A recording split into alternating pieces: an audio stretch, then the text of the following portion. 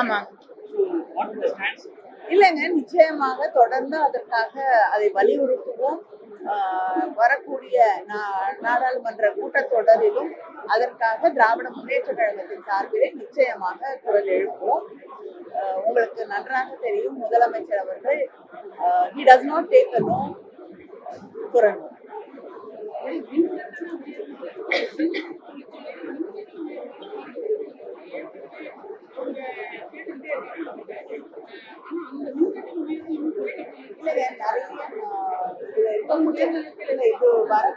இருக்கக்கூடிய பல பிரச்சனைகள் அங்க இருக்கக்கூடிய தொழில் முனைவோர்களுக்கு நல்லா தெரியும். அது எங்க இருந்து தொடங்கியது அப்படின்னு சென்ற அதிமுக ஆட்சியில அவங்க போட்ட ஒரு கையெழுத்துல தொடங்கிய பல பிரச்சனைகளை நாங்கள் நிச்சயமாக சரி செய்வோம். எல்லா முயற்சிகளையும் எடுத்துக்கொண்டிருக்கிறோம். முதலமைச்சர் சரி செய்து கொடுக்கிறார்.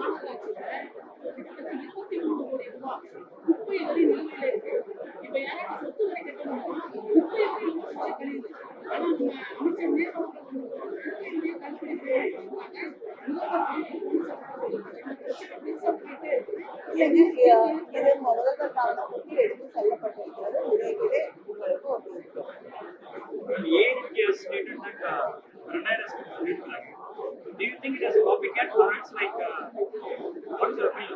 இல்ல, யூசுவலா வெயிட் எங்களுடைய தேர்தல் அறிக்கை வெளிவரத்துக்காக காத்திருப்பாங்க.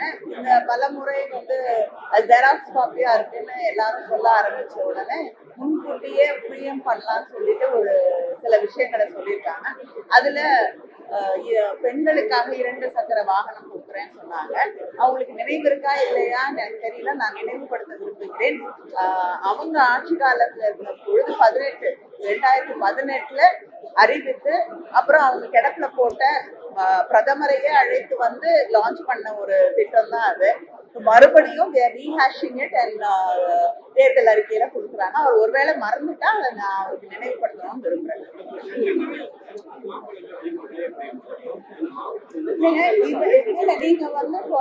நீங்க சொல்லக்கூடிய கருத்துக்கள் எல்லாம் டிஎன் மேனிஃபெஸ்டோ ஏஐன்னு ஒரு போர்ட்டல் இருக்கு. பிரஸ்ல இருக்கவங்களுக்கும் அது அக்சசிபிள் தான். நீங்க அங்க கருத்துக்களை தெரிவிக்கலாம். பல விவசாயிகள் எங்களை சந்திச்சு அவங்களுடைய கோரிக்கைகளை வைத்திருக்கிறார்கள். இது எல்லாமே நிச்சயமாக தேர்தல் அறிக்கையில கணக்கிலே எடுத்துக்கொள்ளப்படும். இல்லைங்க, நீங்க சொல்லுங்க, it will be taken into consideration. என்னங்க? இல்ல ஏன் கதாநாயகியா இருக்கக்கூடாது? தேர்தல் அறிக்கை விரைவில் வரும். நாங்க இன்னைக்குதான் இதை தொடங்கி இருக்கோம். இன்னும் நிறைய மாவட்டங்களுக்கு சென்று மக்களை சந்திக்க வேண்டியிருக்கிறது. நிச்சயமாக விரைவில் வரும்.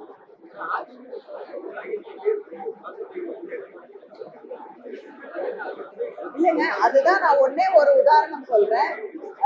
முன்னாடி அறிவிச்ச அவங்களுடைய திட்டத்தையே மறுமுறை அறிவித்திருக்கிறார் இல்லையா?